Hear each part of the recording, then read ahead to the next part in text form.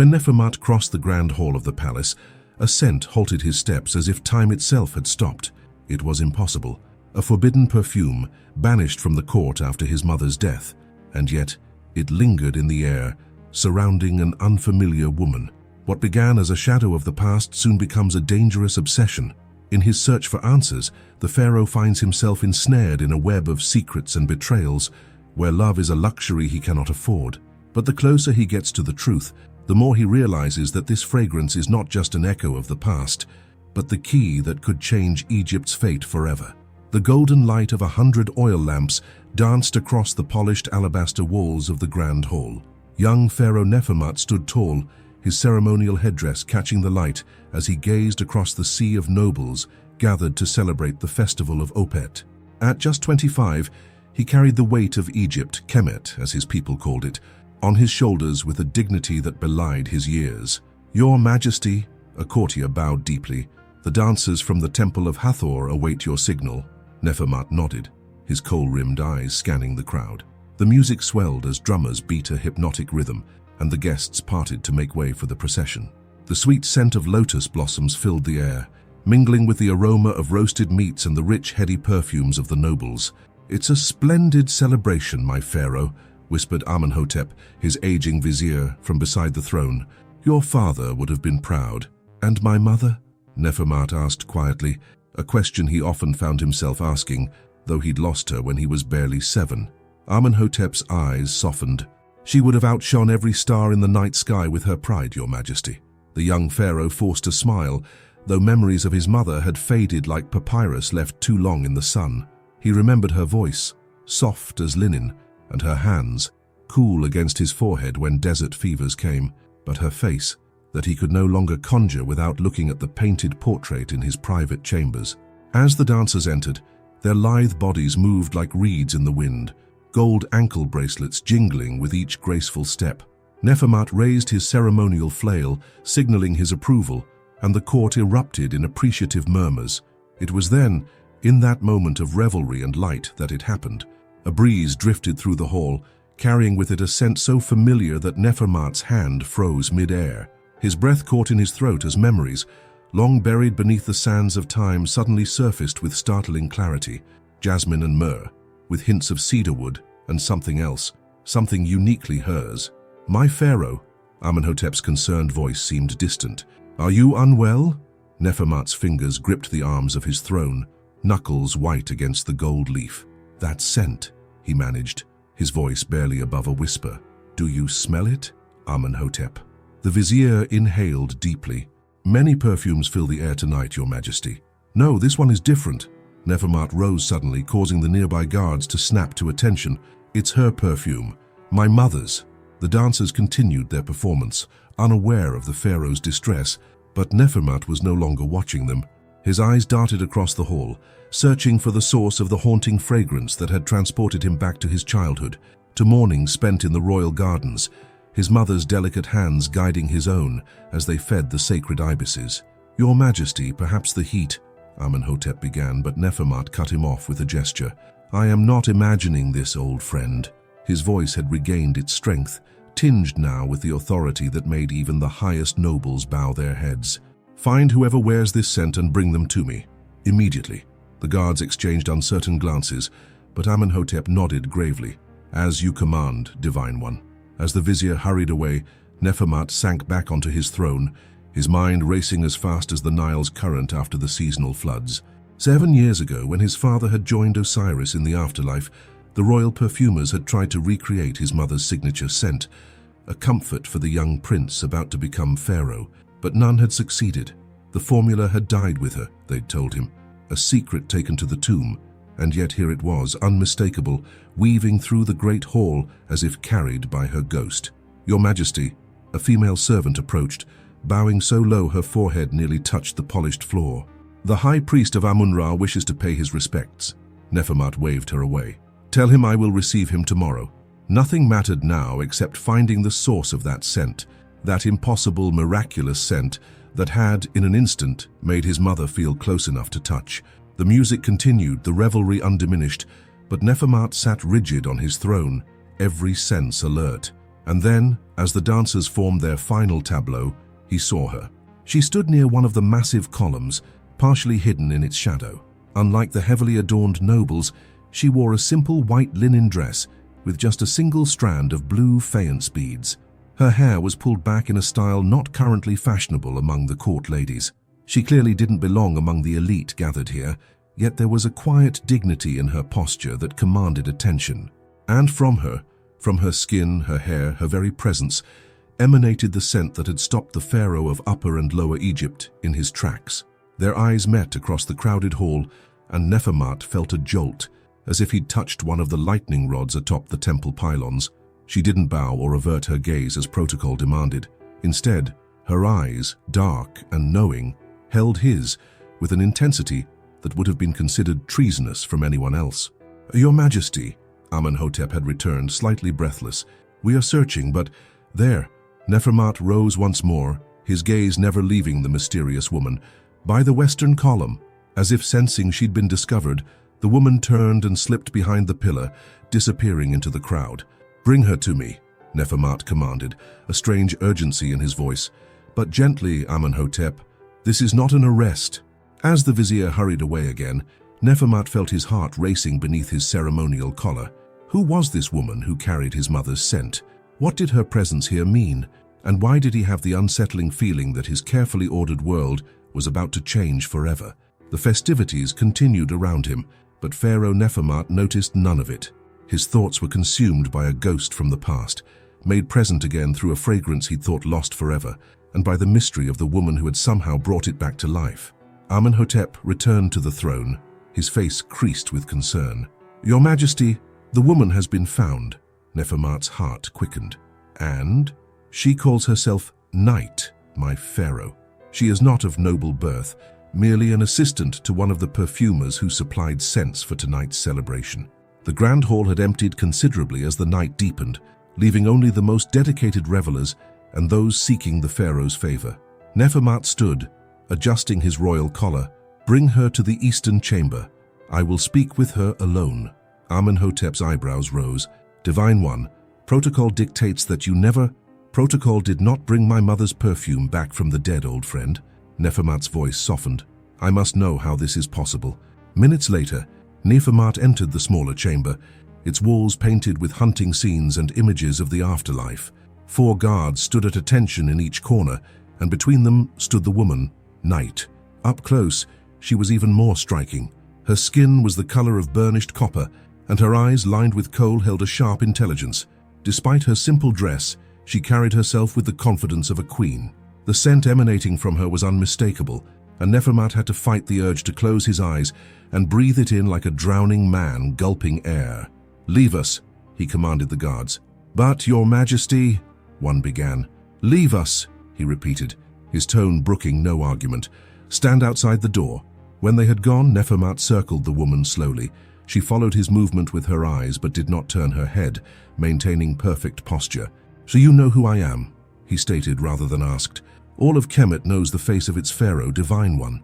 Her voice was melodic, with the accent of the Delta region. "And yet you looked directly into my eyes at the celebration. Do you know the penalty for such boldness?" A flicker of fear crossed her face, but she raised her chin. "I meant no disrespect, God King. It was—" she hesitated, "as if I was guided by forces beyond my control." Nefermat stopped circling and stood before her. "So your name is Night?" "Yes, Divine One." "And you are a perfumer's assistant?" "I am an apprentice to Imenet of Memphis, who was granted the honor of providing fragrances for tonight's celebration." Nefermat inhaled deeply, letting the familiar scent wash over him. "This perfume you wear, where did you obtain it?" Night's hand moved unconsciously to the hollow of her throat, where the scent was strongest. "It is my own creation, Your Majesty." "Impossible." The word came out harsher than he intended. "This perfume belonged to my mother, the great royal wife. Its formula died with her 15 years ago." Night's eyes widened, genuine surprise registering on her features. I had no knowledge of this, Divine One. The base of this perfume has been passed down through my teacher's family for generations. I merely added my own elements to make it unique." "You lie," Nefermat said, but without conviction. The confusion in her eyes seemed genuine. "I swear by Mat, by the feather of truth itself, I speak only truth to you." Her voice trembled slightly. "This scent has brought me comfort since childhood. It is the one thing that has remained constant as I moved from house to house after my parents died." Nefermat turned away, his mind racing. How could this commoner wear his mother's unique perfume? The royal perfumers had sworn the formula had been created specially for the great royal wife and died with her. Yet here it was on the skin of this apprentice. "Who were your parents?" he asked abruptly. "My father was a scribe in the temple of Ptah. My mother was a weaver. Both were taken by fever when I was young." "And how did you come to be apprenticed to this Imenet?" Knight's eyes took on a faraway look. "When I was orphaned, I wandered the streets of Memphis. One day, I found myself outside Imenet's workshop, drawn by the beautiful scents. She found me there, asleep in her doorway. Instead of chasing me away, she took me in." A small smile curved her lips. "She says I have a natural gift, that my nose can detect subtleties others miss." Nefermat found himself transfixed by that smile. There was something hauntingly familiar about the way it transformed her face. "Your Majesty," she continued hesitantly, "if I have somehow recreated a fragrance sacred to your family, I offer my deepest apologies. I had no knowledge." "Stop." Nefermat raised a hand. "I believe you." And strangely, he did. The gods often worked in mysterious ways, weaving the threads of destiny with patterns mortals could not comprehend.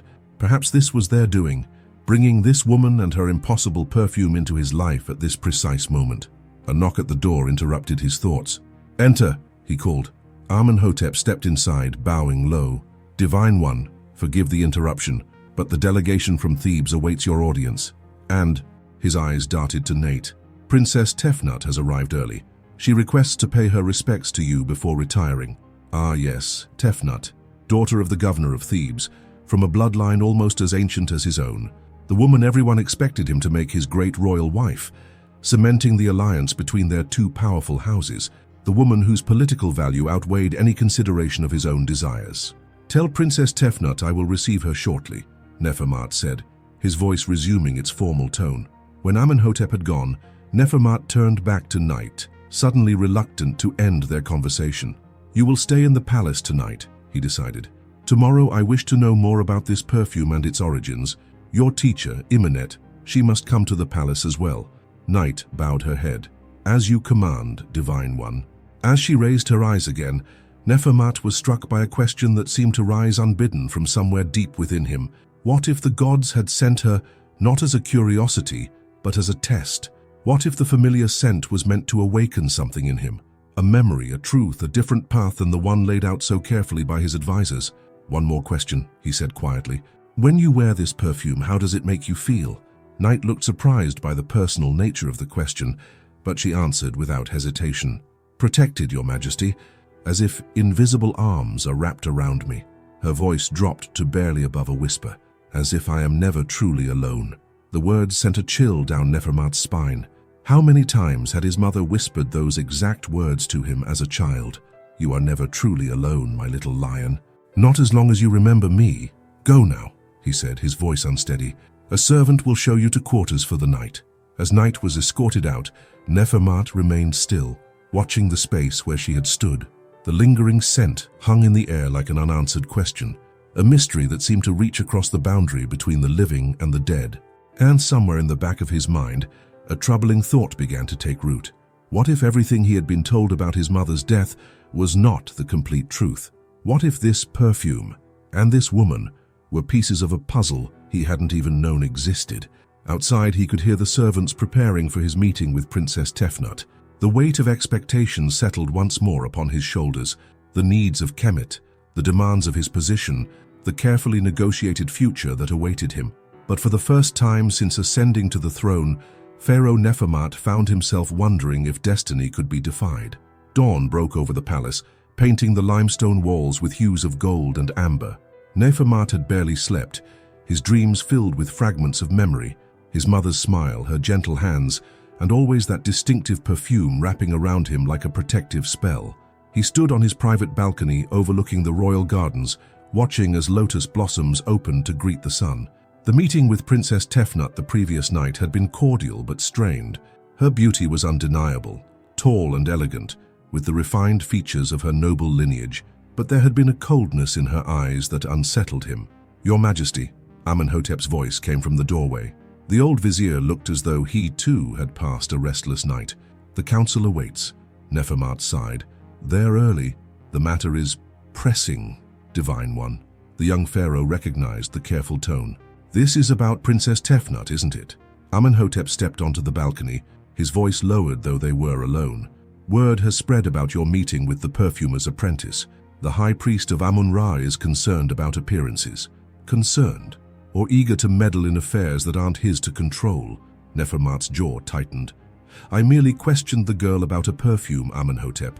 A perfume that by all rights shouldn't exist. I understand, my pharaoh.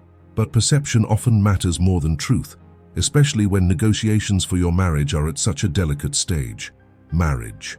The word hung in the air like a heavy stone. Since his 18th birthday, the council had pressed him to choose a great royal wife, a queen who would strengthen Kemet's political position and bear the next divine ruler. For years he had delayed, claiming he needed more time to ensure the gods approved his choice. But even a pharaoh couldn't postpone destiny forever. Has the perfumer arrived? The one called Imenet. She waits in the antechamber, along with her apprentice. Nefermat nodded. I will see them first, then meet with the council. Divine One, the high priest specifically requested. The high priest serves me, Amenhotep, not the other way around. There was an edge to his voice that brooked no argument. I will see the perfumers first. In the receiving chamber, Nefermat found Night and an older woman standing near a window. The older woman, Imenet, he presumed, immediately prostrated herself when he entered. Night bowed deeply, but he noticed she kept her eyes raised, watching him with that same direct gaze that had first caught his attention. Rise, he commanded. You are Imenet of Memphis? The older woman stood, her hands trembling slightly. Yes, Divine One. I am humbled by your summons. Nefermat turned to Night, who had changed into a fresh linen dress, simple but elegant. The scent still emanated from her skin, though fainter than the night before. I have questions about this perfume, he said, addressing Imenet. Your apprentice tells me it is a family formula, passed down through generations. Imenet nodded, her lined face solemn. Indeed, Divine One, the base has been our family's secret since the time of your great-grandfather. And yet, Nefermat said, it is identical to a fragrance created exclusively for my mother, the great royal wife Nefertari, a fragrance that supposedly died with her. Imenet's face paled. Divine One, I had no knowledge of this. Our perfume has always been reserved for family and trusted friends. It was never sold commercially. Who in your family created this formula? My father, Divine One. He was a master perfumer who served in the royal household before establishing his own workshop in Memphis. Nefermat froze.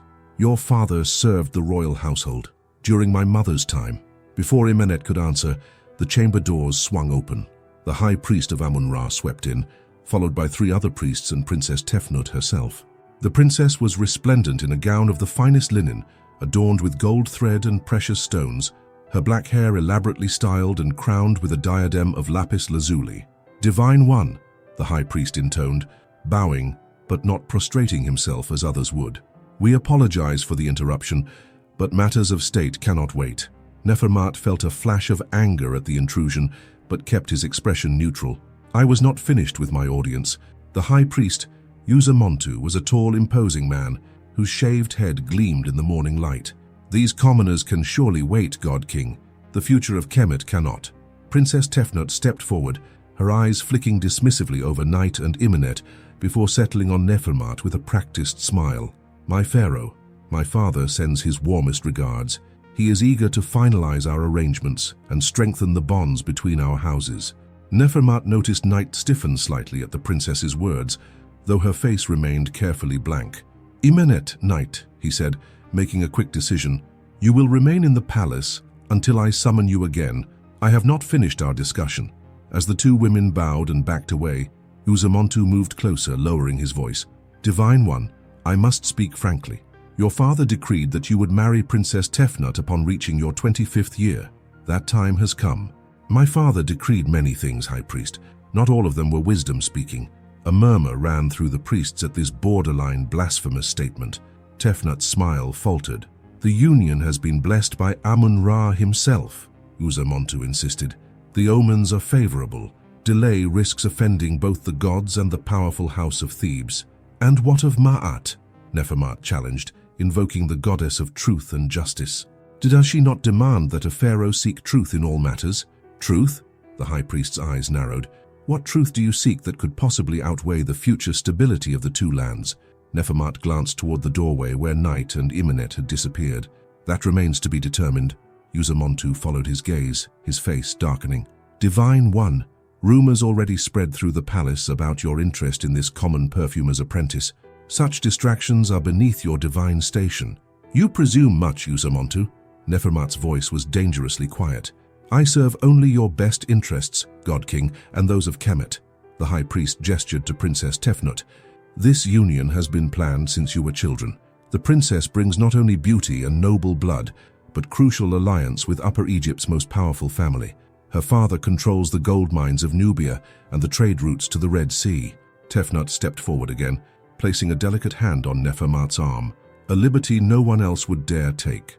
"My pharaoh," she said, her voice honey-sweet, "I have prepared myself since childhood to be your queen. Our union is written in the stars." Nefermat looked into her beautiful face and saw nothing but cold ambition. He gently removed her hand. "The stars write many stories, princess.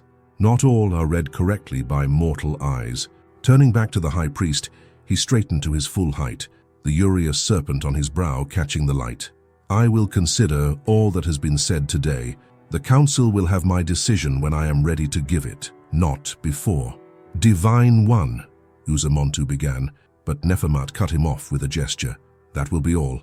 I wish to meditate in the temple." As the priests reluctantly withdrew, Princess Tefnut lingered, her dark eyes calculating. "My pharaoh, perhaps you would honor me with your company in the gardens this afternoon, away from—" Her lips curled slightly. "Distractions. Another time, princess. My prayers cannot wait." Alone again, Nefermat summoned Amenhotep. "Find out everything you can about Imenet's father and his connection to the royal household, and ensure our guests are comfortable, but watched. You suspect deception, Divine One." Nefermat stared out at the Nile, flowing eternal beyond the palace walls. "I suspect the past is not as settled as I've been led to believe, old friend, and I fear the future may hang in the balance." Later, kneeling before the shrine of Osiris in the temple sanctuary, Nefermat pressed his forehead to the cool stone floor. The scent of incense filled his nostrils, but beneath it he could still detect the ghost of his mother's perfume, of Night's perfume. "Guide me, Great One," he whispered. "Show me the path of Ma'at." The obligation of a pharaoh was to his people first, to ensure the prosperity and security of Kemet. Marriage to Tefnut would accomplish that, cementing alliances, strengthening trade routes, preventing potential conflicts. And yet, the face that floated before his mind's eye was not Tefnut's perfect features, but Night's expressive eyes. Eyes that seemed to hold secrets he desperately needed to uncover. What was the true obligation of a pharaoh? To follow the path laid down by advisors and priests, or to seek the deeper truths that the gods themselves might be trying to reveal? As Nefermat rose from his prayers, he knew one thing with certainty.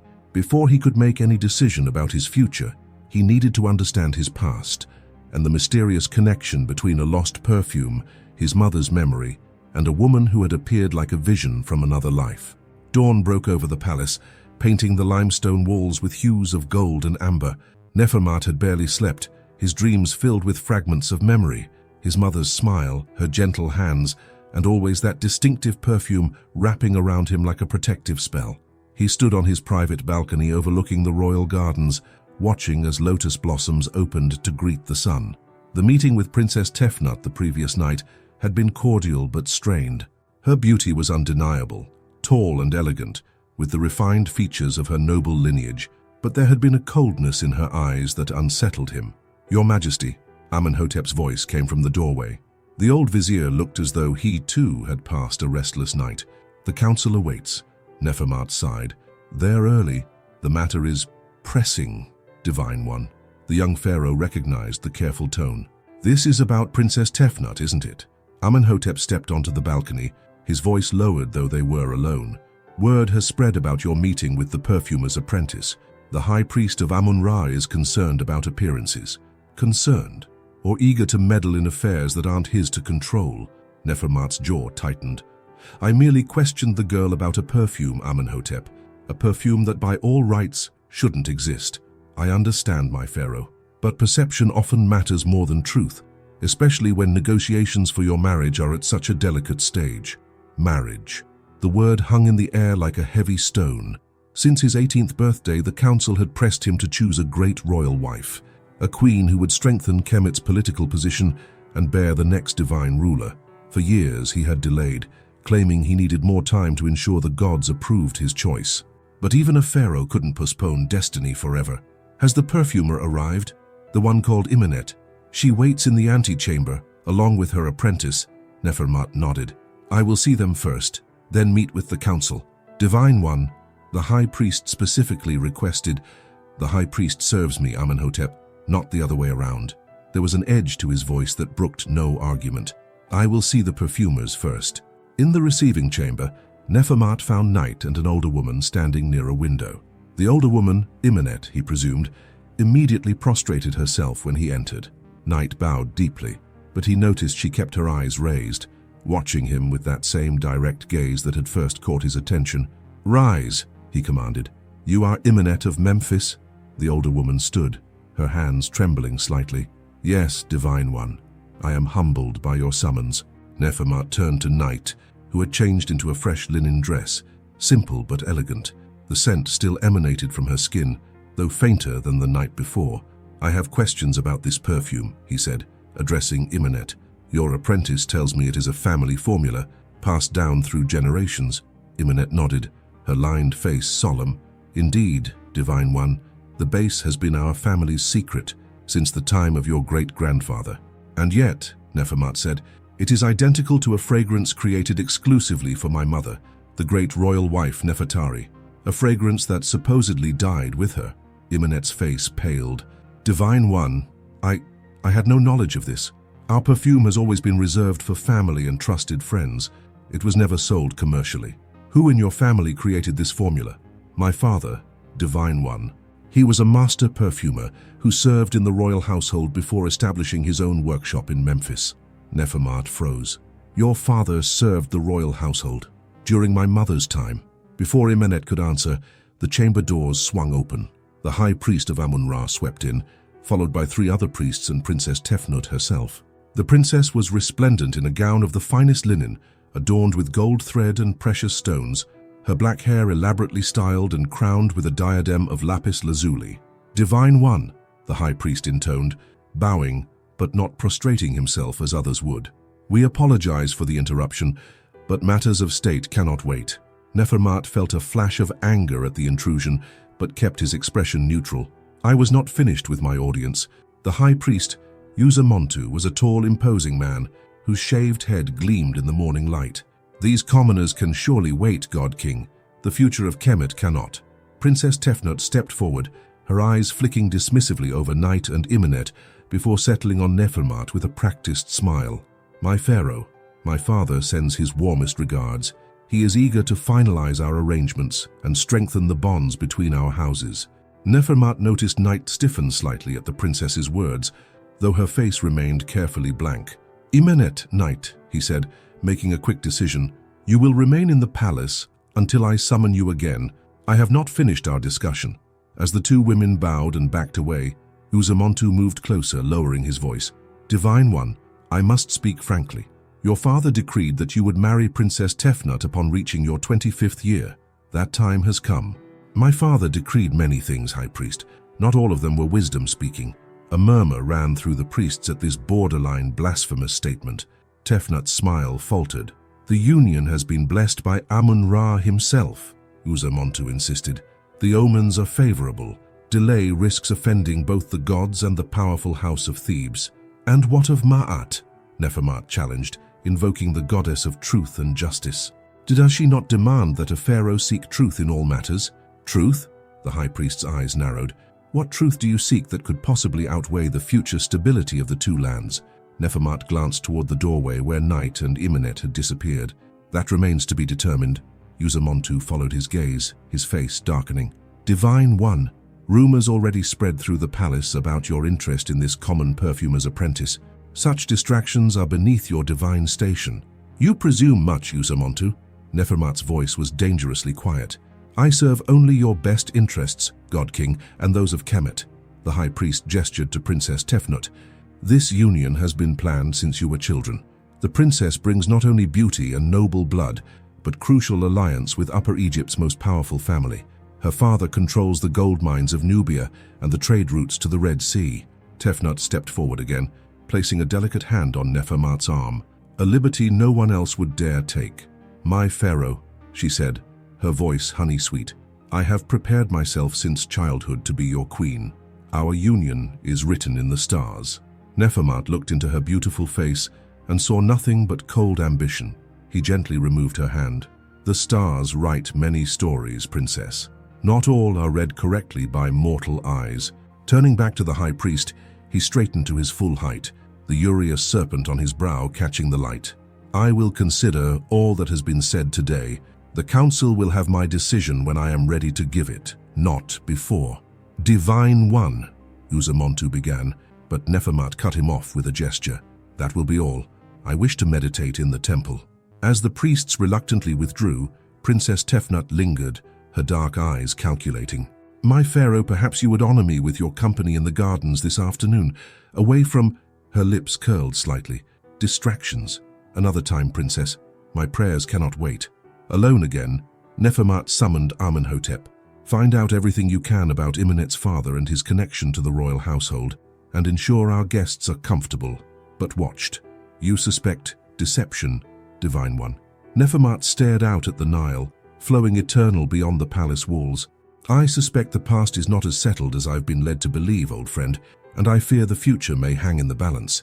Later, kneeling before the shrine of Osiris in the temple sanctuary, Nefermat pressed his forehead to the cool stone floor. The scent of incense filled his nostrils, but beneath it he could still detect the ghost of his mother's perfume, of night's perfume. Guide me, Great One, he whispered. Show me the path of Ma'at. The obligation of a pharaoh was to his people first, to ensure the prosperity and security of Kemet. Marriage to Tefnut would accomplish that, cementing alliances, strengthening trade routes, preventing potential conflicts. And yet, the face that floated before his mind's eye was not Tefnut's perfect features, but Night's expressive eyes, eyes that seemed to hold secrets he desperately needed to uncover. What was the true obligation of a pharaoh? To follow the path laid down by advisors and priests, or to seek the deeper truths that the gods themselves might be trying to reveal? As Nefermat rose from his prayers, he knew one thing with certainty. Before he could make any decision about his future, he needed to understand his past, and the mysterious connection between a lost perfume, his mother's memory, and a woman who had appeared like a vision from another life. Darkness had fallen over Thebes. Nefermat stood on the royal barge, the cool night air carrying the scent of water lilies as they glided along the Nile. Stars reflected on the river's surface, mirroring the heavens above. He had left the palace with minimal escort, just 4 trusted guards and Amenhotep, who now approached with concern etched on his face. Divine One, we near Memphis. Are you certain this is wise? To leave the palace so suddenly without informing the council? Some questions can't be answered within palace walls, old friend. Nefermat's eyes remained fixed on the distant shoreline, where the lights of Memphis twinkled. What did you discover about Imenet's father? Amenhotep hesitated. His name was Senbi. He served in the royal household for nearly 30 years, primarily as a perfumer. He left court service shortly after your mother's death and established himself in Memphis. The vizier paused. There is something else. Records indicate he was dismissed from service rather abruptly. No reason is documented. Dismissed? Nefermat turned sharply. By whose order? The records don't specify, but given the timing, it would have been during my father's period of mourning. Nefermat's expression darkened. When I was too young to question anything. The barge docked at a small private wharf south of the main harbor. Memphis, unlike Thebes, never truly slept. Even at this late hour, the streets nearest the river hummed with activity, merchants closing their shops, tavern-goers laughing, night guards making their rounds. Where are we going, Divine One? Amenhotep asked as they disembarked. To Imenet's house. Before the high priest interrupted us, I sensed she knew more than she was saying. And the apprentice, Night, remains at the palace, under watch as I ordered. A flicker of uncertainty crossed Nefermat's face. I trust Uzamontu will respect my commands, not to interfere with her even in my absence. They moved through the streets. the guards wearing simple linen kilts to avoid drawing attention. Nefermat himself had exchanged his royal regalia for the plain clothes of a nobleman. Few would recognize the pharaoh without his ceremonial attire, something he was counting on tonight. Imanet's home and workshop occupied a modest building near the temple district. A small hanging sign depicted a lotus flower, identifying it as a perfumer's establishment. Despite the late hour, light glowed from behind the shuttered windows. Nefermat nodded to one of the guards, who knocked. After a moment, the door opened a crack, revealing Imanet's startled face. "Who comes at this?" Her words died as she recognized her visitors. "Divine One!" She fell to her knees. Forgive me, I didn't expect—" "Rise, Imanet." Nefermat gestured for her to stand. "So we must speak privately." Inside, the house was modest but well kept. The front room served as both shop and workshop, with shelves of colored glass bottles and ceramic jars lining the walls. A large table dominated the center, covered with mortars, pestles, scales, and bowls, containing various dried plants and resins. The air was thick with mingled scents, some pleasant, others sharp or earthy. "Divine One, how may I serve you?" Imanet's hands trembled as she hurriedly cleared a bench for them to sit. "Would you care for wine, or perhaps cool water?" "I need answers, Imanet." Nefermat remained standing, his authority evident despite his simple clothing. "About your father, Senbi, about his service to my mother, and about this perfume." Imanet's eyes widened. She glanced at the guards, then at Amenhotep. "Speak freely," Nefermat assured her. "These men have my complete trust." The perfumer sank onto a stool, suddenly looking every one of her 60 years. "My father rarely spoke of his time in the royal household, Divine One. It was a painful subject for him." "Why was he dismissed?" Imanet's gaze dropped to her hands. He never said directly, only that he had failed in his duty to protect someone precious. She looked up, her eyes glistening. He was never the same afterward. The joy went out of him. "He trained me in his craft, but his heart wasn't in it anymore.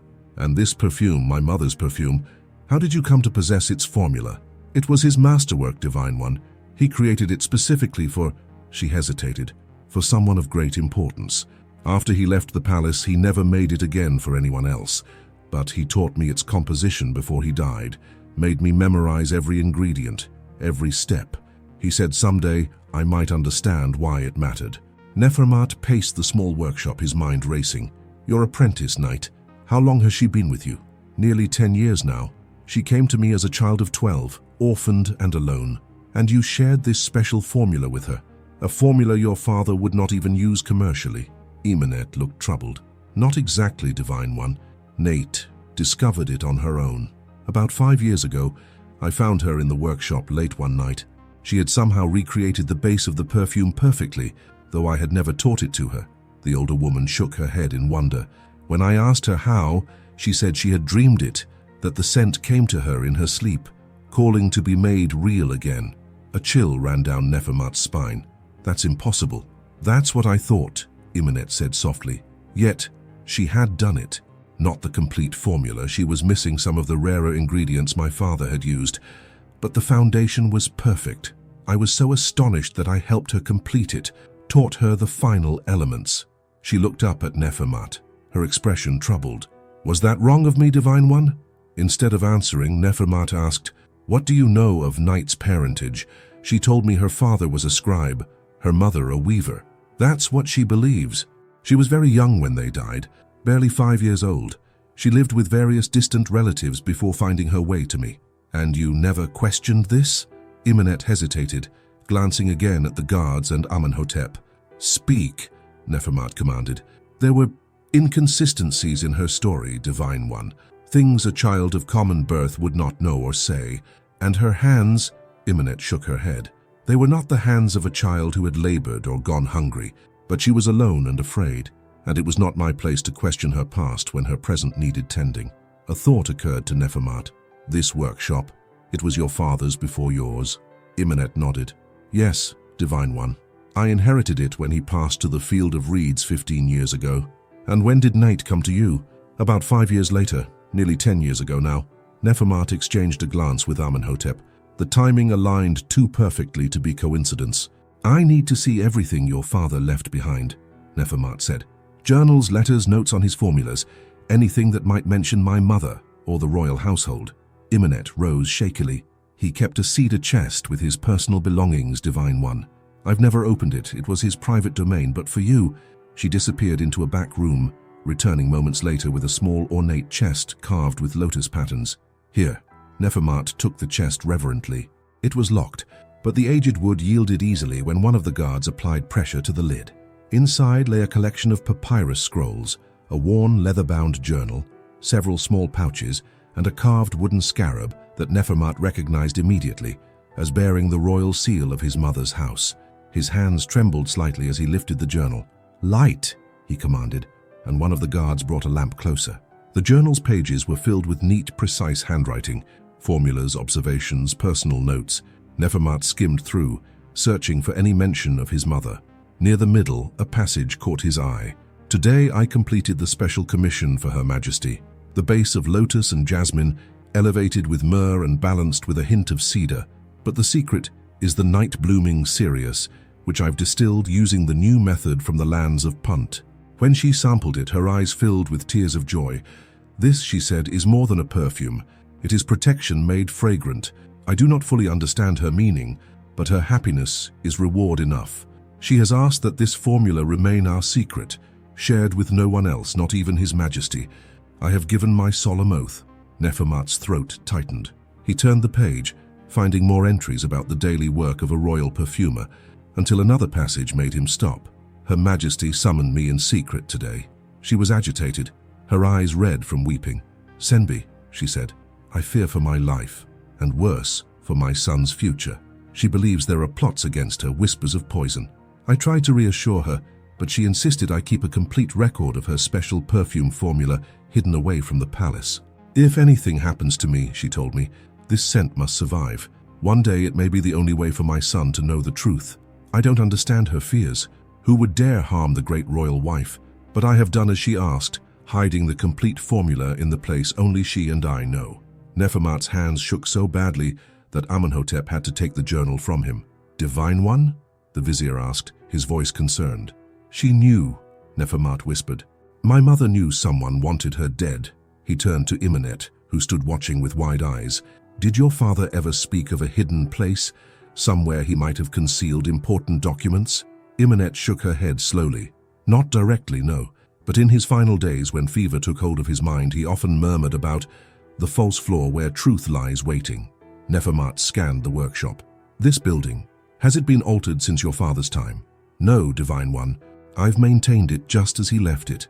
The pharaoh turned in a slow circle, his eyes roaming over every surface, every corner. Then he stopped, his gaze fixed on the large work table. This table, was it his? Yes. He crafted it himself, said a perfumer's table needed to be sturdy enough to withstand generations of use. Nefermat approached the table, running his hands along its edge. "Help me clear it," he commanded. The guards quickly moved the various bottles and tools to shelves and counters. Kneeling beside the now empty table, Nefermat examined its construction. The base was solid cedar, the legs intricately carved with symbols of protection, the Eye of Horus, the Ankh, the Jed pillar. But what caught his attention was a small lotus blossom carved into one corner, almost identical to the one on his mother's personal seal. "Here," he murmured, pressing the carved flower. Nothing happened. He frowned, then rotated it clockwise. With a soft click, a small section of the tabletop loosened.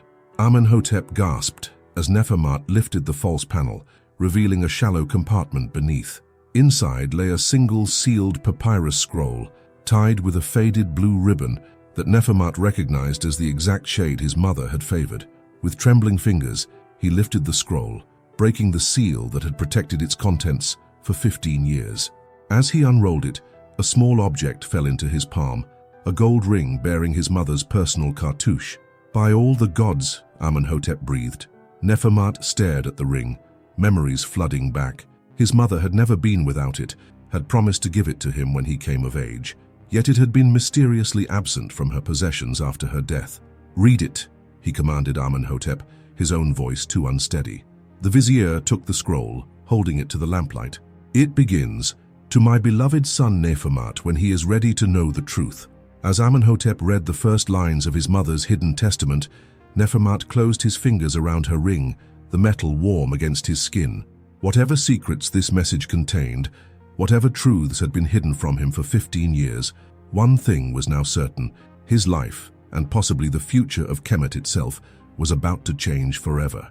Dawn broke over Memphis as Nefermat sat with his mother's letter, having read it countless times since Amenhotep first recited its contents. Each reading revealed new layers of a terrible truth. "We must return to the palace immediately," Nefermat finally said, carefully securing the papyrus in a leather case. As they approached Thebes, a palace guard rushed to meet them at the royal wharf, his face tight with concern. "Divine One, the high priest summoned the council in your absence. The perfumer's apprentice has been accused of theft and sorcery and detained in the lower chambers." Nefermat's face hardened. On whose authority? The high priest claimed emergency powers, supported by Princess Tefnut, who said the girl attempted to bewitch you with her perfume. Without another word, Nefermat strode toward the palace, his fury palpable. The council chamber fell silent as he entered. Night knelt before the high priest, a bruise darkening her cheek, her eyes showing not fear but quiet defiance. "Release her, now." Nefermat's voice was dangerously soft. Uzamontu stepped forward. "Divine One, we acted to protect you. This woman was stealing from the royal apartments. I said release her." The room shook with his command. After clearing the chamber of all but Uzamontu, Tefnut, and his vizier, Nefermat approached Night. "What were you doing in the royal apartments?" "I was drawn there," she admitted. "Since arriving, I've felt pulled towards certain rooms, as if I've walked these halls before." "What rooms?" "The Queen's former chambers, Divine One, where your mother once lived." Nefermat withdrew his mother's ring. "Do you recognize this?" Night's eyes widened. "I've seen it in my dreams. A golden circle with strange markings, worn on a hand that stroked my hair." After Imenet arrived, she revealed what she knew. When Night came to me, certain inconsistencies arose. Her speech was too refined for a common child. She knew things not taught to commoners, and she suffered night terrors. "What night terrors?" Nefermat prompted. She would wake screaming of shadows in corridors, of men with shaved heads who chased her, of being told her mother was dead before being taken from her home in the night. Silence fell over the chamber. Night stood frozen. "These are fantasies," Uzamontu insisted, his voice trembling. "Are they?" Nefermat unrolled his mother's letter. "My mother feared for her life. She secretly sent her most precious treasure away. Her daughter, my sister." Night swayed. "No, that's impossible. The royal records acknowledge only me, but this letter reveals another child existed, a daughter born in secret 2 years after me. When my mother realized her enemies were closing in, she entrusted her daughter to Senbi, who gave her a new identity. Imenet revealed a small ivory box containing a lock of black hair tied with golden thread and a clay seal impression, the private seal of Queen Nefertari. The perfume that drew me to you was no coincidence," Nefermat told Night. "Your body remembered what your mind could not. But I look nothing like you or the Queen," Night whispered. "You have our grandmother's features. And your eyes are my mother's eyes." Princess Tefnut laughed bitterly. "Even if she were your sister, which she is not, a royal bastard has no claim." "Night is no bastard," Nefermat said coldly. "She is the legitimate daughter of the great royal wife and Pharaoh Amenhotep IX, my full sister." He turned to Uzamontu. "The question now is what role you played in my mother's death and my sister's disappearance." As brother and sister stood together, their resemblance became clear, not in their features but in their bearing, the tilt of their heads, the quiet determination in their eyes, the blood of pharaohs, undeniable once recognized. In that moment, with sunlight streaming through the windows, none could deny the truth that Uzamontu had tried to keep buried, a truth that smelled of jasmine and myrrh, of a mother's love made manifest in a fragrance created to protect, to remember, and ultimately to reveal. Sunset bathed the great hall in crimson and gold as Nefermat sat upon his throne in full royal regalia, the double crown heavy on his brow. Before him stood the royal council, priests, nobles, military commanders, and treasury officials, their expressions ranging from curious to openly hostile. High Priest Uzamontu stood at the front, his features a careful mask of dignity. To one side stood Amenhotep, to the other stood Night, now dressed in fine linen befitting her status, the bruise on her cheek a stark reminder of recent indignities. "I have summoned you because Kemet stands at a crossroads," Nefermat began. "This woman is Nefertiti, daughter of my father Pharaoh Amenhotep IX, and my mother, the great royal wife Nefertari. She is my sister by blood, hidden away as a child." The chamber erupted in exclamations. Nefermat raised his hand for silence. "I have proof of her identity, a letter in my mother's hand, her personal seal, and confirmation from royal physicians of blood characteristics unique to our line." Uzamontu stepped forward. "Divine One, while this revelation is extraordinary, it changes nothing about pressing matters. Your betrothal to Princess Tefnut will not proceed," Nefermat finished firmly. "Evidence shows her father conspired against my mother." The high priest's face darkened. "You make grave accusations based on writings of a woman dead 15 years. Princess Tefnut's father controls the gold mines that fill your treasury and the trade routes to Nubia. Are you threatening your pharaoh?" Nefermat's voice was dangerously soft. "I speak practical truths. Sentiment cannot rule where Kemet's welfare is at stake." Uzamontu gestured toward Night. "Even if we accept this woman's identity, a royal daughter hidden among commoners has no place in matters of state. I revealed her to expose the web of lies surrounding my reign," Nefermat replied, standing. "My mother discovered a conspiracy to control the throne through me, a child king guided by trusted advisors. When she threatened to expose this plot, she became a target." "Lies!" Princess Tefnut pushed to the front, her face contorted with rage. "My father is loyal to Kemet. This orphan has bewitched you with commoner tricks. Careful, princess. You stand on treasonous ground." Uzamontu stepped closer. "Divine One, consider carefully. The princess's father commands 30,000 troops.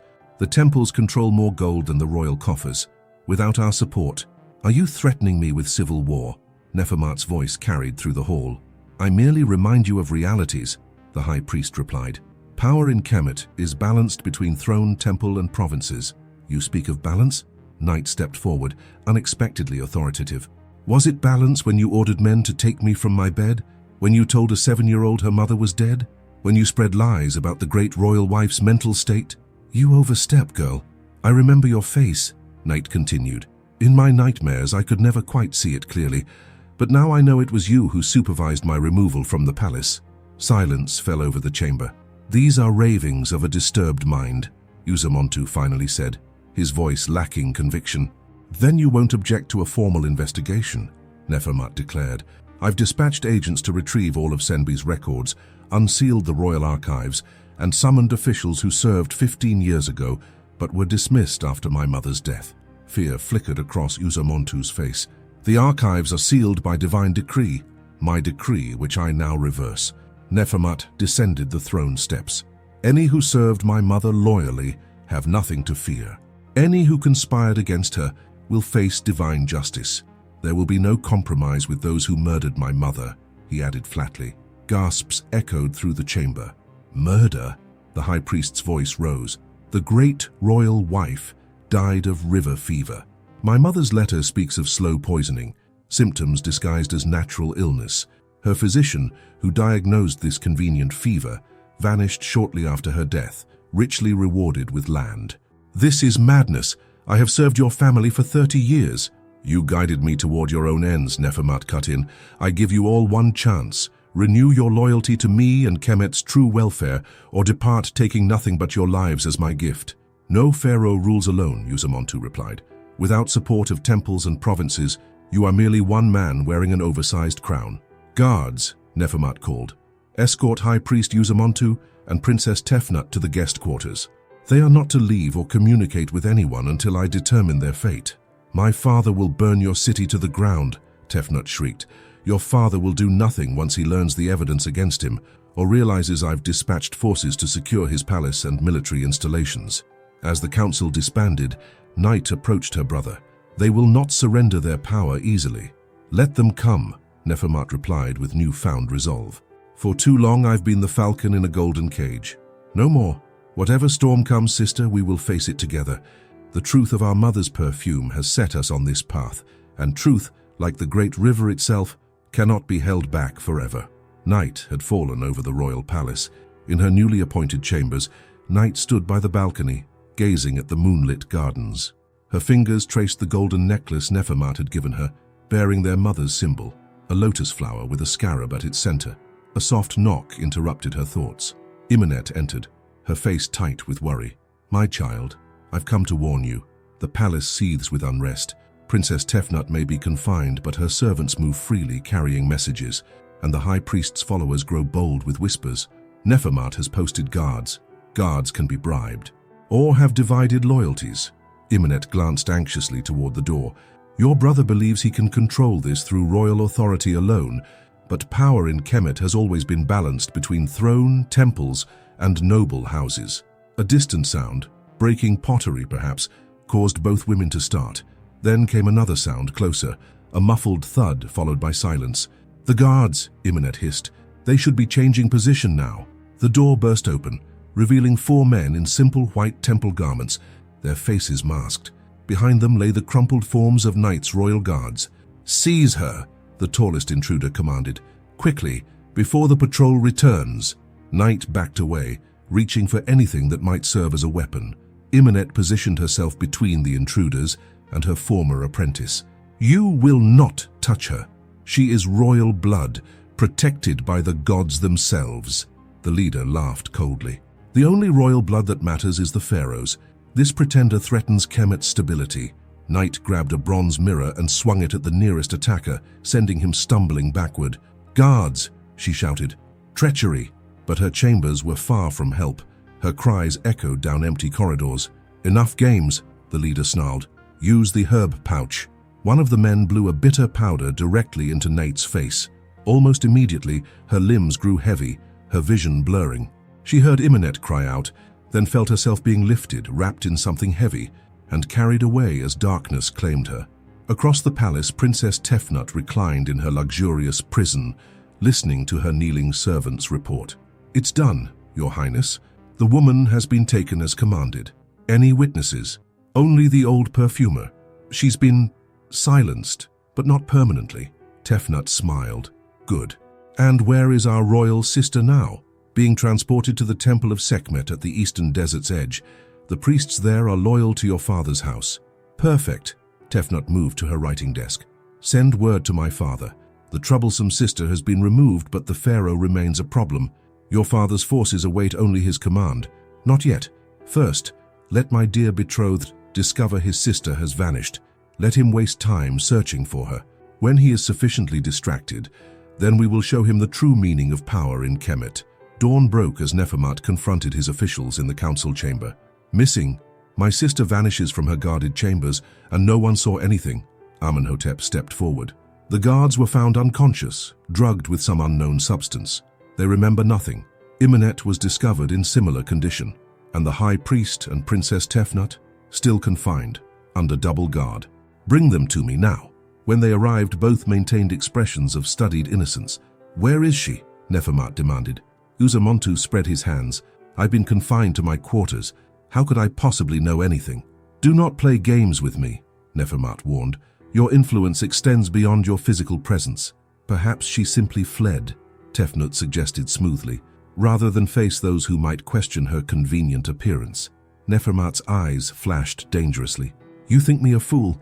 My sister did not flee. She was taken, and I will find her whatever remote temple or fortress you've hidden her in." "Such accusations are beneath you," Tefnut replied.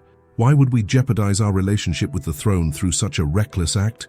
"Because you fear what her existence means," Nefermat said coldly.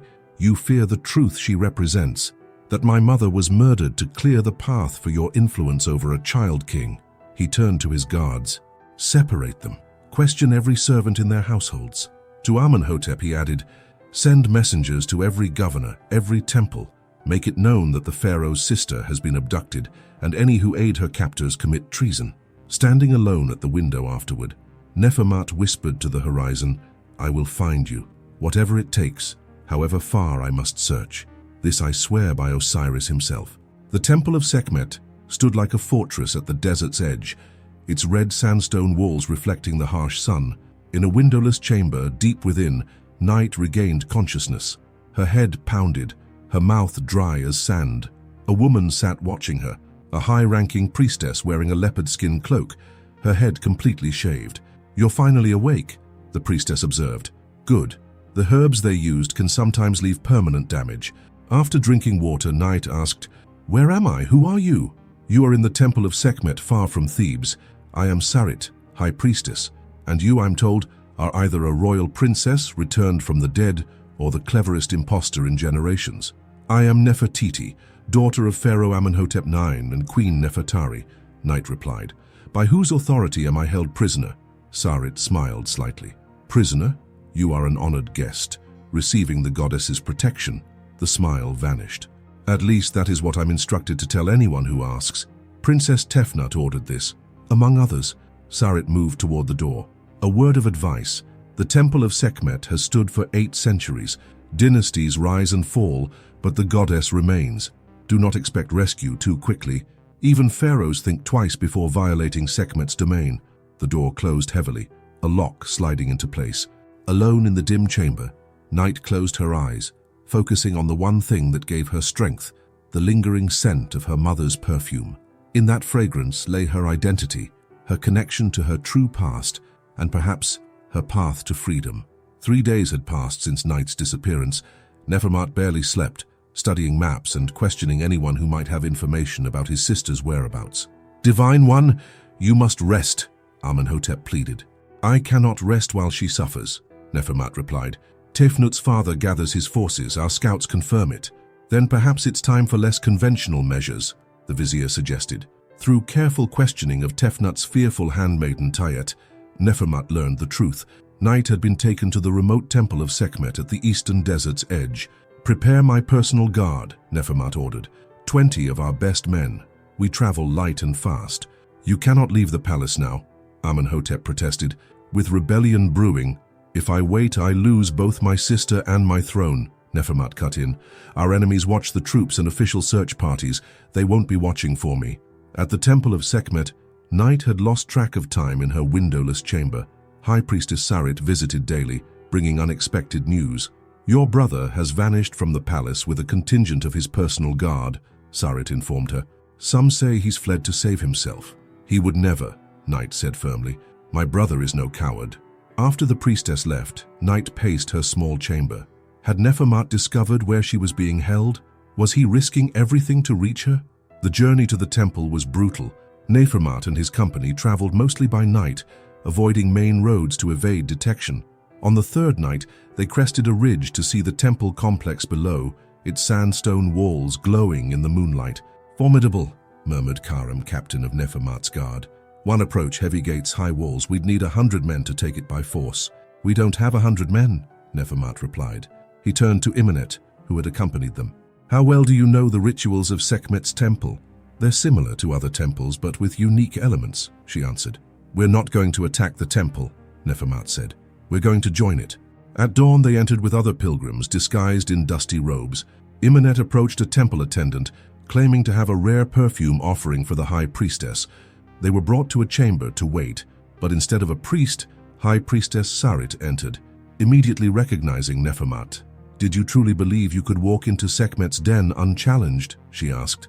I believed I could offer you a choice, Nefermat replied calmly. Release my sister, and the temple will enjoy royal patronage for generations. Refuse, and this temple will find itself without a priesthood. Sarit laughed. Bold words from a man surrounded by my guards. But then she added, I serve Sekhmet, not Tefnut or her father. Their gold keeps this temple functioning, but my ultimate loyalty is to the goddess. Then honor her with truth and justice, Imenet urged. Sarit revealed that Knight was unharmed, but warned, Tefnut's father has 50 men camped less than an hour's ride from here. The moment you leave these walls, they will descend like vultures. Unexpectedly, she offered a solution. Sekhmet's priestesses are trained in the arts of war. We number 30, all skilled with bow and blade. You would fight alongside us? Nefermat asked, surprised. For balance and proper order, Sarit replied. Tefnut's father grows too powerful, too willing to use sacred institutions for political gain. It offends the goddess? They struck a deal. The temple would help in exchange for increased royal patronage and autonomy. When Knight was brought to the courtyard, she found an astonishing scene. Priestesses distributing weapons, temple guards receiving orders from Karam, and then her brother. I would have torn apart every temple in Kemet to find you, Nefermat said as they embraced. I knew you would come, Knight replied. Sarit explained their plan, a diversion of priestesses departing through the main gate with decoys. while Nefermat, Knight, and their core group escaped through a hidden tunnel. Tefnut's father will have forces searching everywhere for us, Nefermat warned as they prepared. Then perhaps we shouldn't return to Thebes immediately, Knight suggested. We could travel as ordinary citizens through Imanet's network of contacts, taking an indirect path. A journey that could take weeks. Weeks that would allow you to gather information, rally supporters, and return when the time is right, not when our enemies expect us. As war drums began to beat and Sekhmet's warriors created their diversion, Nefermat and Knight slipped into the hidden tunnel. Behind them, the sounds of conflict erupted. Their diversion had met the enemy. Knight felt a surge of fierce determination as they escaped. Whatever battles remained to be fought for throne and truth, she would face them alongside her brother, their destinies intertwined like the twin flows of the mighty Nile itself. 3 weeks had passed since the escape from Sekhmet's temple. Nefermat, Knight, and their small company had traveled in disguise along obscure routes, staying with Imanet's network of loyal traders. Now, as dawn broke over Thebes, they approached the city from the north on a small fishing boat. From here, Nefermat could see the temple complex of Karnak, gleaming in the morning light. "Are you certain this is wise?" Knight asked. "To confront them so publicly, on ground they control?" "It's the only way," Nefermat replied. "Uzamontu draws his power from his position as high priest. To defeat him, we must challenge that authority at its source." Amenhotep awaited them at an unmarked pier. "Divine One, you've returned just in time. The ceremony begins at midday." "And our preparations?"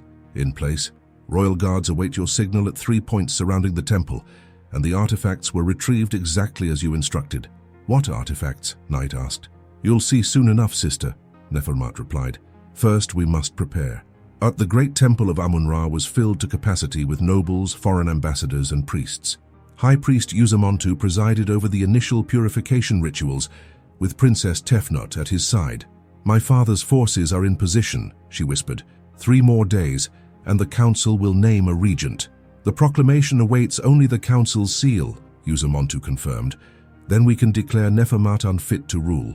Their conspiracy was interrupted by a sudden shift in the crowd's energy, a ripple of movement starting from the great doorway. Then the crowds parted, and a collective gasp echoed through the vast hall. Walking down the center came Pharaoh Nefermat in full royal regalia, wearing the ancient ceremonial armor of Rameses the Great. Beside him walked Knight, dressed in the sacred garments of a god's wife of Amun, carrying a small golden chest bearing the royal seal. "Impossible!" Uzamontu hissed. "How dare that common girl wear the vestments of the god's wife?" Tefnut whispered furiously. When Nefermat reached the shrine, he addressed the assembly. "People of Kemet, I stand before you with my sister, Princess Nefertiti, daughter of Pharaoh Amenhotep IX and Queen Nefertari, whose existence was hidden by those who sought to control the throne through me." Knight opened the golden chest and removed a sealed papyrus. This testament, written by the great royal wife Nefertari, reveals a conspiracy to control the throne. It names those responsible for her slow poisoning and details the abduction of her daughter, my sister. "Fabrications," Uzamontu declared. "If they are false, the gods will surely punish such sacrilege," Nefermat replied calmly. "I propose we settle this through the ancient rite of divine judgment." The crowd fell silent. The rare ritual would present competing claims before the god's statue, seeking divine signs to reveal truth. "I welcome the god's wisdom," Uzamontu finally said, trapped between refusing and losing authority. Nefermat nodded to Imanet, who stepped forward with a bronze vessel. "Before we begin, let us purify the air with sacred scent, the perfume created by my mother specifically for communication with the divine." As the fragrance spread through the hall, Knight approached the shrine with a grace that mimicked the painted portraits of Queen Nefertari. "Great Amun-Ra," she intoned, "I stand before you as daughter of your servants Amenhotep and Nefertari. I was taken from your service, my identity hidden. I seek justice not for myself, but for my poisoned mother, my manipulated brother, and for Kemet, whose divine order has been undermined by mortal ambition." She pointed directly at Uzamontu and Tefnut. These two conspired to poison the great royal wife when she discovered their plans.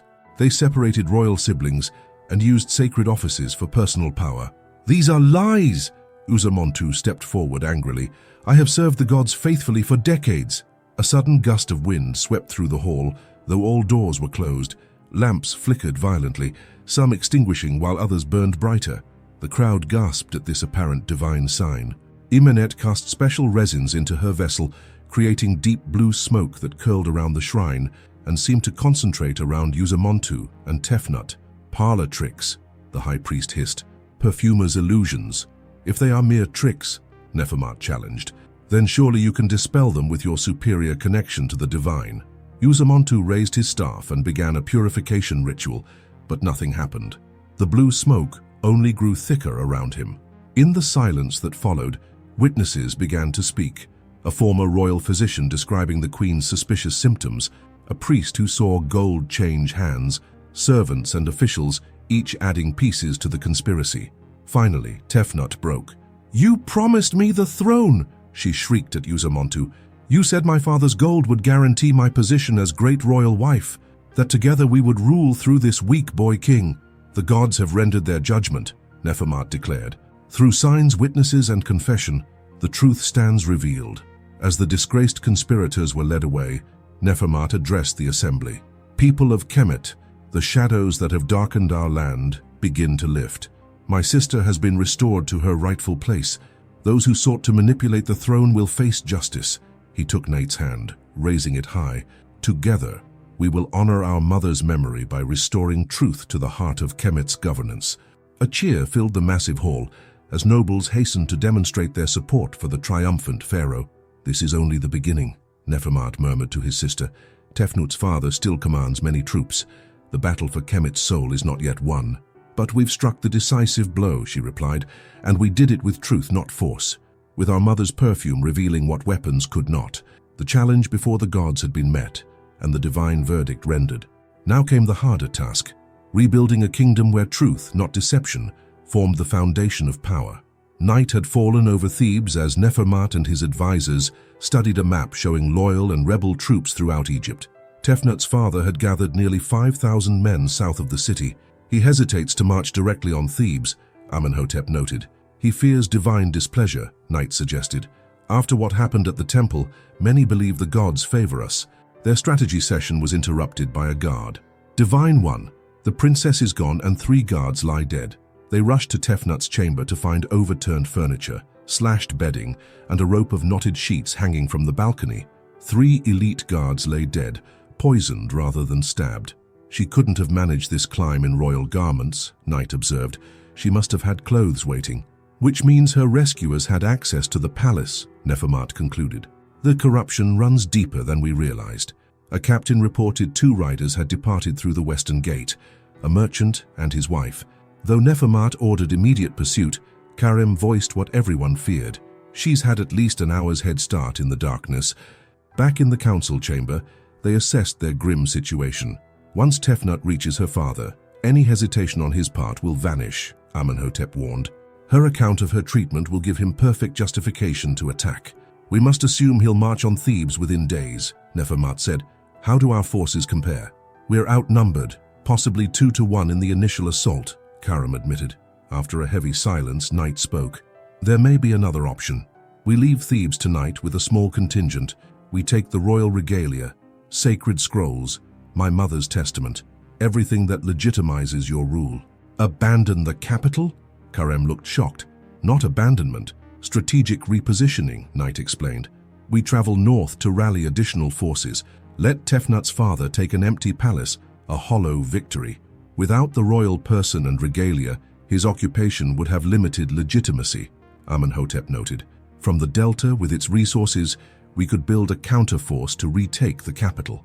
It would mean leaving loyal subjects under enemy control," Nefermat said, troubled. "Better temporarily under occupation than dead in a hopeless battle," Night replied gently. Decision made, preparations were swift and secretive. 2 hours before dawn, a small unmarked barge slipped away from a private dock at the northern edge of Thebes, carrying 20 carefully chosen individuals.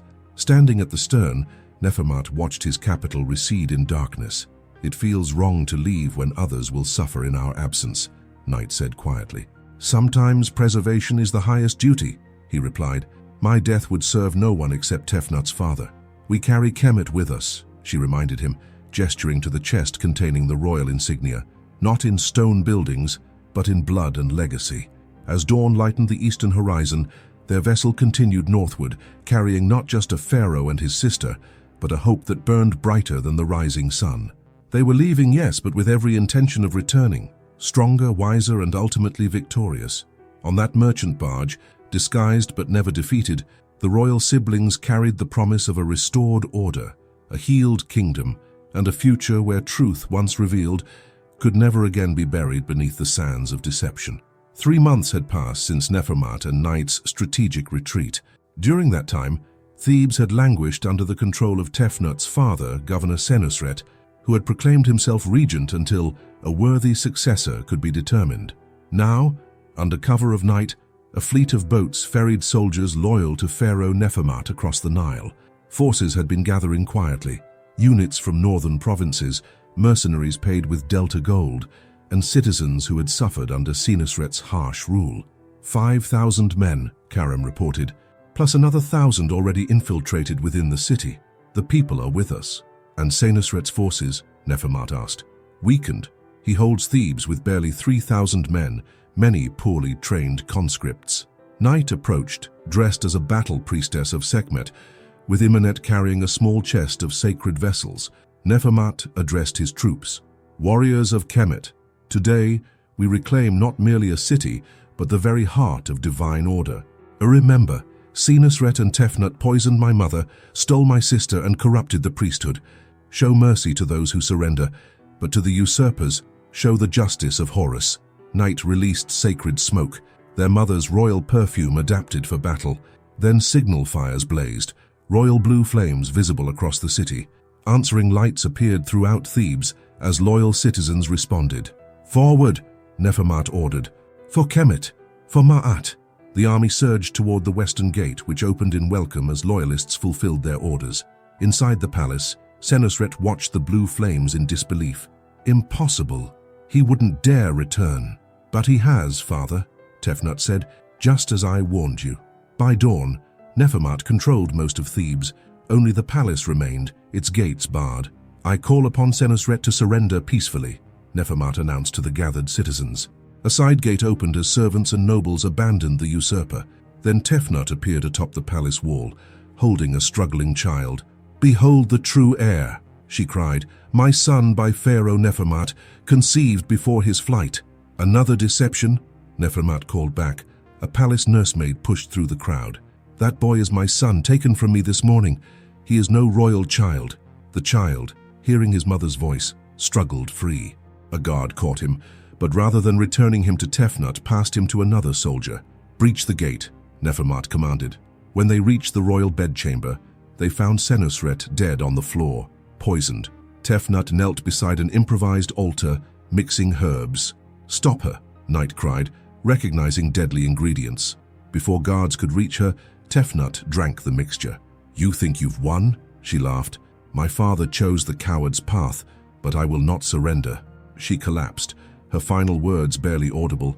Why did they fail us? Later, standing on the palace balcony overlooking the celebrating city, Nefermat and Night reflected on their journey. It's over, Night said softly.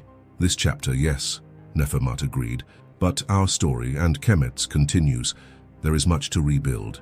Our mother would be proud, Night said, taking her brother's hand. Of both her children, Nefermat smiled. The son who kept fighting and the daughter who found her way home. Their defiant return had restored not just a pharaoh to his throne, but balance to a kingdom that had teetered on the edge of chaos. A month after Nefermat's return to Thebes, a discovery was made during palace renovations, Senusret's hidden archives concealed behind a false wall. Among tax fraud records and bribery evidence was a sealed letter bearing Queen Nefertari's cartouche. The letter, written to their father just before her death, revealed she knew of Senusret's plot. She had hidden their daughter for protection and placed evidence in 3 locations, beneath a mosaic, inside a statue, and with her handmaiden, Meritaten. She knew exactly what they planned, Nefermat whispered. And our father died in that northern campaign shortly after. No accident. This handmaiden might still live, Night suggested. She might have returned after hearing of recent events. Their search located Meritaten, but kidnappers, remnants of Senusret's conspiracy, seized her before royal guards could make contact. Nefermat and Night personally led the rescue mission, finding her at a remote temple. After her rescue, Meritatan revealed her secret, a clay seal that decoded hidden messages Queen Nefertari had embedded within official trade documents. The decoded text provided irrefutable evidence of Senusret's plots and confirmed both royal parents were murdered. "The final proof," Nefermat said, emotion thick in his voice. "Our mother's voice speaks to us directly." In a special ceremony at the Great Temple, Nefermat officially cleared his parents' names. The decoding seal and documents were enshrined as sacred artifacts. Night presented her brother with the perfume that had started their journey, now recreated perfectly. As the familiar scent filled the air around them, both felt their mother's presence, as real as the truth she had preserved, waiting patiently for justice to prevail. 6 months after the revelations, peace had settled over Kemet. Yet a shadow lingered over Nefermat's heart as his day of coronation approached. Tradition demanded he enter this ceremony with a great royal wife of royal blood.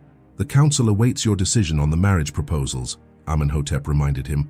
3 noble houses had offered daughters, all politically advantageous matches, but Nefermat had delayed his decision week after week. "Do you remember Kia?" he finally asked Amenhotep. "The scribe's daughter from the archives? We've been meeting in secret. She understands me as a man, not just as pharaoh, but she cannot be great royal wife. Her birth is too common." That evening, as Nefermat confessed his dilemma to Night, an unexpected delegation arrived from Memphis, led by High Priestess Sarit of Sekhmet.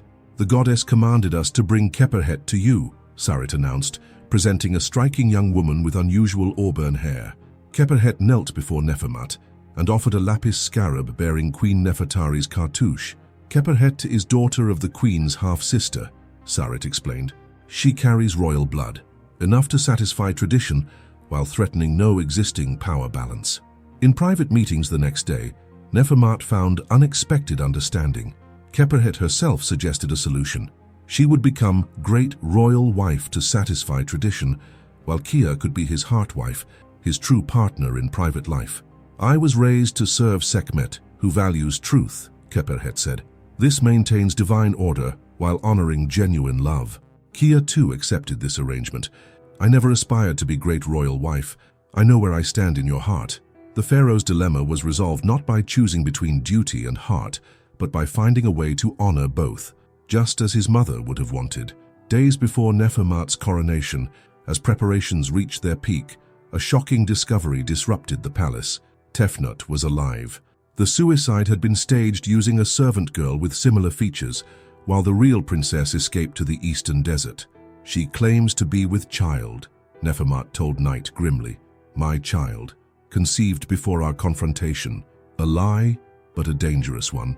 Rather than hunting Tefnut across the vast desert, Night proposed drawing her out. "We'll announce a pre-coronation ceremony, blessing your marriages to Khepherhet and Kia. Tefnut cannot resist publicly challenging such a clear affirmation of your legitimacy." On the ceremony day, as Nefermat formally presented both brides for divine blessing, the disruption came as predicted. Tefnut strode into the temple, visibly pregnant, flanked by guards. "The true divine wife stands before you," she proclaimed. "I carry the legitimate heir to the throne, Nefermat's son." Calmly, Nefermat presented evidence, records showing he was never alone with Tefnut, testimony from her former handmaidens, and finally, the revelation of Ma'at, a sacred substance that remained clear on truth-tellers' skin but turned blood-red on liars. When cornered, Tefnut reluctantly agreed to examination by royal midwives, but requested privacy. When the witnesses emerged, the high priest announced, "Tefnut is not with child." The appearance was created through cleverly arranged padding. The crowd gasped in shock. Nefermat decreed her punishment, stripped of titles and exiled to distant Siwa oasis to serve in Amun's temple. Merciful compared to execution, yet a devastating fall for someone who once aspired to be great royal wife. With her defeat, the last shadow of Senusret's conspiracy fades, Nefermat told Night that evening. The coronation can proceed without threat or uncertainty. Tefnut had been defeated not by violence or deception, but by the simple, inexorable power of truth, a fitting conclusion to their long struggle. The day of Nefermat's coronation dawned perfect and clear. Thebes had transformed itself with whitewashed buildings and colorful banners as the city prepared for this momentous occasion. "Today you truly begin your reign," Night told her brother. as she adjusted his ceremonial collar. "Not as a child guided by others or a ruler reclaiming a stolen throne, but as pharaoh in your own right. I would not have reached this day without you," he replied quietly. The coronation procession moved from palace to temple through streets lined with cheering citizens. Inside the vast hall of Amun-Ra, before the assembled elite of Egypt, Nefermat knelt to receive the double crown, feeling not just its physical weight, but the burden of responsibility for millions. When he rose and faced his people, Nefermat spoke not in ritualized phrases but in his own words. "I stand before you crowned not merely by gold and ceremony, but by truth hard-won through darkness. Together we build a new Kemet, one where truth is valued above expedience." He announced unprecedented reforms. Honest historical records of recent events would be inscribed on temple walls. A new council called the Guardians of Truth would include common folk alongside nobles, and a new temple complex dedicated to Ma'at would serve as a center of learning. That evening, in an intimate gathering with only his closest circle, Nefermat discussed implementing these changes quickly before opposition could organize. On a moonlit balcony, Nate and her brother reflected on their journey. "I wonder how different our lives might have been had our mother lived," she mused. "We might have grown up together in comfort," Nefermat replied, "but perhaps without the wisdom that now guides our actions." He presented her with a small alabaster vessel containing their mother's perfume, no longer a secret sign but a proud symbol of their journey. "From this day forward," Knight said, applying a drop to her wrist, "let this scent represent not separation and loss, but reunion and possibility." Thebes erupted in joyous celebration. The royal procession wound through streets packed with cheering citizens as Nefermat and his two wives greeted the people. Nobles who had initially questioned this unconventional arrangement now publicly praised the pharaoh's wisdom. Night watched from her litter, heart full. The perfumer's apprentice was now honored as God's wife of Amun and royal princess. When a small girl offered her a lotus flower, Night smiled, remembering her own humble beginnings. "The gods work in mysterious ways," Amenhotep observed beside her, "from separation to reunion, from deception to truth, and from fear to celebration," Night added, watching her brother's radiant face as he accepted his people's love. In the palace gardens, Nefermat and Night stood before a newly completed shrine dedicated to their parents. Moonlight silvered the lotus pool as incense curled toward the stars. "They would be proud," Night whispered, placing flowers before the painted images of Queen Nefertari and Pharaoh Amenhotep. "Their love continues through us," Nefermat replied, "as will our love for them." He drew a small vial from his robes, their mother's perfume, and sprinkled drops on the offerings. The familiar scent rose between them, bridging past and present, life and afterlife. Hands joined, the siblings bowed their heads, eternal love binding their family across the boundaries of time and death. 1 year later, Nefermat stood on the palace balcony overlooking a prosperous Thebes. His reforms had taken root, the guardians of truth were respected, the new temple of learning flourished, and justice flowed throughout the kingdom. Night joined him, carrying her newborn niece, Kepahet's daughter, named Nefertari after their mother. "The line continues," she said softly, "and the truth remains," he answered, touching the lapis scarab he always wore. As the sun set over the Nile, painting the city gold, brother and sister shared a moment of perfect peace. Their journey, begun in separation, guided by a mother's love made manifest in perfume, had reached its destination. Truth had triumphed, family reunited. A new era dawned for Kemet. Wasn't that an incredible journey through ancient Egypt? The story of Nefermat and Night shows us how powerful the bonds of family can be, strong enough to overcome deception, separation, and even time itself. Did you feel that moment when Night first recognized her mother's perfume? Or when Nefermat finally discovered the truth about his sister? Which character touched your heart the most? Was it the determined Night, the noble Nefermat, or perhaps wise Imenet who kept the secret for so many years? I'd love to hear your thoughts in the comments below. What was your favorite moment in this tale of royal intrigue and family reunited? Did the ending satisfy you, or would you have chosen a different? Fade for Tefnut. If you enjoyed this emotional journey, please hit that subscribe button and turn on notifications so you never miss another story that touches the heart and stirs the soul. And if you haven't yet, be sure to watch our previous video about star-crossed lovers in medieval times. It's just as moving as this Egyptian saga, with moments that will bring tears to your eyes.